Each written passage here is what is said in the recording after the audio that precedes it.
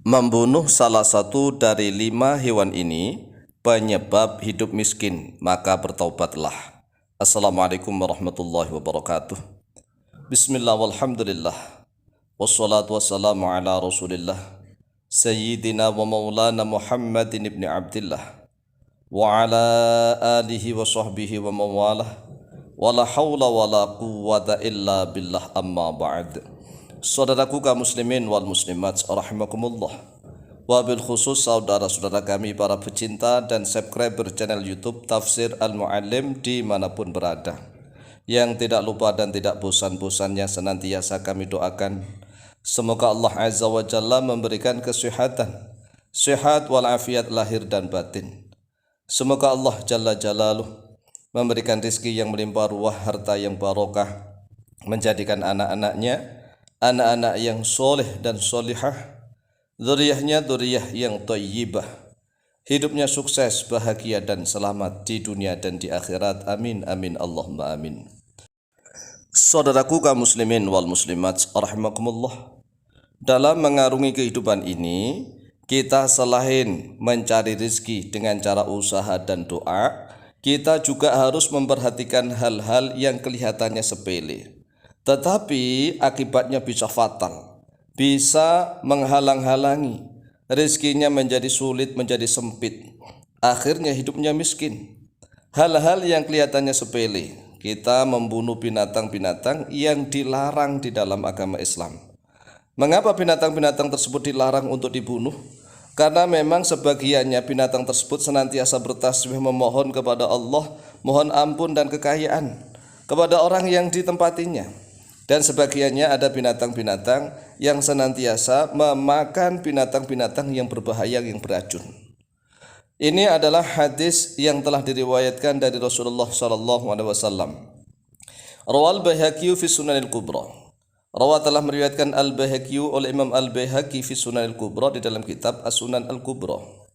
An Sahl bin Sa'din, dari Sahal bin Sa'id As-Sa'idi radhiyallahu an, anna Nabiya sallallahu alaihi wasallam, bahwa sesungguhnya Nabi Muhammad sallallahu alaihi wasallam naha yaitu melarang, mencegah oleh Nabi Muhammad sallallahu alaihi wasallam an qatli khamsatin, dari membunuh 5 binatang ini dilarang, dicegah oleh Rasulullah sallallahu alaihi wasallam. Jadi perhatikanlah 5 binatang yang dilarang untuk dibunuh. Yang pertama, an-namlati, yaitu semut. Lah, semut itu binatang yang paling banyak di rumah kita nih. Jadi kita ini dilarang, haram membunuh semut yang tidak mengganggu kepada kita. Artinya mengganggu itu menggigit. Kalau hanya semut yang menghubungi makanan, yang mengerubuti makanan, atau mengerubuti gula, atau yang ada di rumah-rumah kita di dinding maupun di lantai, yang tidak menggigit kita, maka tidak boleh dibunuh. Semut yang boleh dibunuh hanya semut yang menggigit saja.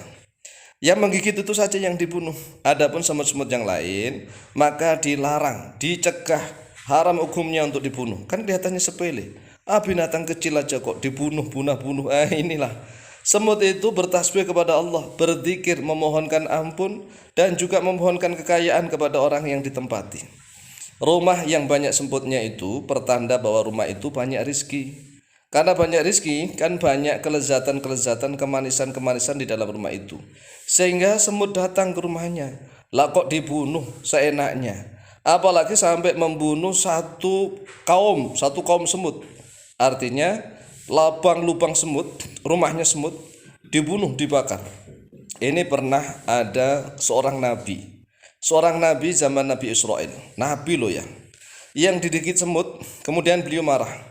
Satu sarang semut dibakar. Wah, langsung ditegur oleh Allah Azza wa Jalla, dimurkai oleh Allah. Ini seorang nabi membakar sarang semut, membunuh semut, langsung dimurkai oleh Allah. Apalagi kita ini bukan nabi, orang biasa. Oleh sebab itulah, sekali lagi, jangan membunuh semut yang tidak menggigit kita. Adapun semut yang ada di gula misalnya, sudah banyak semutnya, maka hendaklah semut itu, gulanya, ditaruh di tempat yang panas, terik matahari, atau didekatkan api agar semutnya hilang, pergi. Adapun semut-semut yang ada di roti, di makanan, sama, bisa ditepuk-tepuk ya, bisa dihilangkanlah semutnya. Kalau semut yang ada di kopi misalnya sudah terlanjur banyak, ya buanglah kopinya. Daripada membunuh semut, akibatnya akan menjadikan fatal, menjadikan orang tersebut sempit rezekinya, bahkan menjadi orang yang miskin. Kemudian misalnya, kalau seandainya sudah terlanjur makan semut, yang namanya terlanjur tidak tahu maka diampuni, dimakfu karena tidak tahu. Tapi kalau sengaja makan semut, ini makan nih, maka biasanya orang-orang yang sering makan semut ini menjadi pelupa, orangnya mudah lupa. Semut itu malati, kualat istilahnya. Kelihatannya sepele, oleh sebab itulah boleh semut itu disapu, dijauhkan dari tempat kita. Boleh semut itu dikasih kapur ajaib, kan dibatasi tidak dibunuh. Tapi kalau semutnya misalnya disemprot agar mati semua, kan pembunuhan. Apalagi semutnya dibakar, apalagi semutnya dikasih racun, kan pembunuhan nggak boleh ya. Jadi semut yang boleh dibunuh hanya yang menggigit, karena kan jengkel menggigit, berarti dia sudah salah menggigit. Kemudian yang kedua wanahlati, dan yaitu lebah tawon, lebah yang menghasilkan madu. Ini nggak boleh dibunuh sembarangan.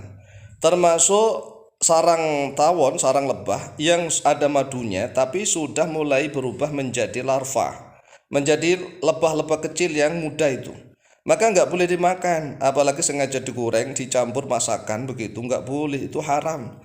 Kan sudah berbentuk nyawa lebah, nggak boleh ya.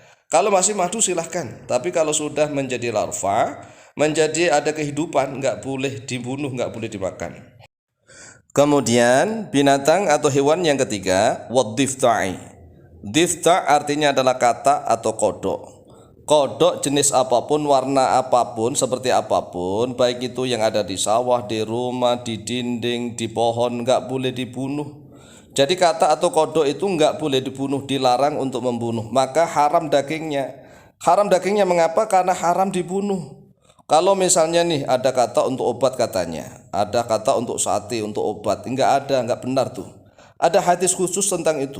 Rasulullah SAW pernah ditanya tentang kata yang untuk obat. Kemudian Rasulullah menjelaskan bahwa tidak ada obat di dalam kata.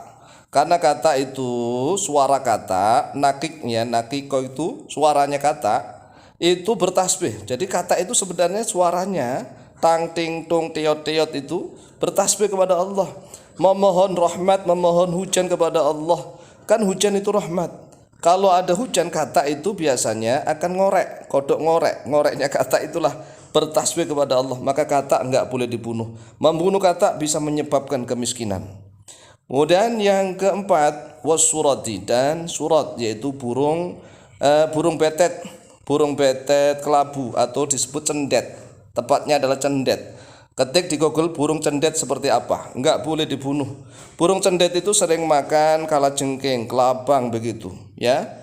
Jadi dia ini makan binatang-binatang yang membahayakan, itu burung cendet, enggak boleh dibunuh, maka haram dimakan dagingnya. Kemudian yang kelima wal hudhudi, dan burung hudhud. Hudhud ini juga jenis burung yang memiliki jambul di kepala, bagus. Ini jarang sekali burung hudhud. Burung hudhud ini memiliki karomahnya luar biasa. Bisa diketik di Google burung hudhud itu seperti apa. Seperti apa sih burung hudhud supaya kita tidak keliru. Warwal Baihaqi an Abdullah bin Amrin, dan telah meriwayatkan oleh Imam Al-Baihaqi dari Abdullah bin Amr radhiyallahu anhu maqal la taqtulud dhafati'a fa inna naqiquha tasbihun. La taqtulu, janganlah membunuh oleh kalian ad-dhafati'a pada beberapa kata. Fa inna naqiquha tasbihun, karena sesungguhnya korekannya, suaranya kata tasbihun, yaitu bertasbih kepada Allah. Demikianlah, semoga bermanfaat. Wallahu taala a'lamu bishawab.